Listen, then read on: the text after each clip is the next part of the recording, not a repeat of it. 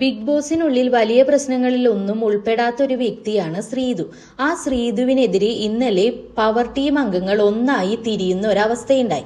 ഇവിടുത്തെ കാരണം എന്ന് പറയുന്നത് ശ്രീതു മുട്ടയെടുത്ത് കഴിച്ചു എന്നതാണ്. കുറച്ചുകൂടി വ്യക്തമായി പറഞ്ഞാൽ ശ്രീതു മുട്ടയെടുത്ത് കഴിച്ചു. അത് കണ്ട പവർ ടീം അംഗങ്ങൾ അത് തടഞ്ഞു. അതിനെ അവഗണിച്ചുകൊണ്ട് ശ്രീതു ആ മുട്ട ജാസ്മിന്റെ വായിൽ വെച്ചു കൊടുക്കുകയും ചെയ്തു. ഇവിടെ പവർ ടീം അംഗങ്ങൾ എടുത്തു പറയുന്നുണ്ട്, ശ്രീതു മുട്ട കഴിച്ചതിനല്ല ശിക്ഷാ നടപടി സ്വീകരിച്ചത്, മറിച്ച് പവർ ടീം അംഗങ്ങളുടെ കൽപ്പനയെ ഡിസ്റെസ്പെക്ട്ഫുൾ ആയി എടുത്തതിനാണ് എന്ന്.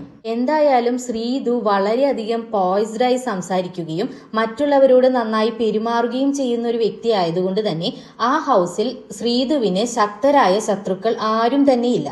അതുകൊണ്ട് തന്നെ ഇങ്ങനെയൊരു പ്രശ്നം ഉയർന്നു വന്നപ്പോൾ കൂടുതൽ ആളുകളും ശ്രീതുവിനെ സപ്പോർട്ട് ചെയ്താണ് സംസാരിച്ചത്.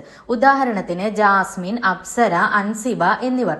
അൻസിബ ഇവിടെ വളരെ വ്യക്തമായി പറയുന്നുണ്ട്, ഫുഡ് കഴിച്ചുകൊണ്ടിരിക്കുമ്പോൾ പവർ ടീം അംഗങ്ങൾ വേണ്ട എന്ന് പറഞ്ഞാലും അതെടുത്ത് തുപ്പാനൊന്നും പറ്റില്ലല്ലോ എന്ന്. അതുകൊണ്ട് തന്നെ ആദ്യം പവർ ടീം വിധിച്ചത് ലൈറ്റ് അണയുന്നത് വരെ പവർ റൂമിന്റെ മുന്നിൽ നിന്നുകൊണ്ട് പവർ ടീം അംഗങ്ങളെ സല്യൂട്ട് ചെയ്യുക എന്നുള്ളതായിരുന്നു. ആ ശിക്ഷാ നടപടി മാറ്റി ഒരു വട്ടം അങ്ങനെ ചെയ്യുക എന്നായി ചുരുക്കി.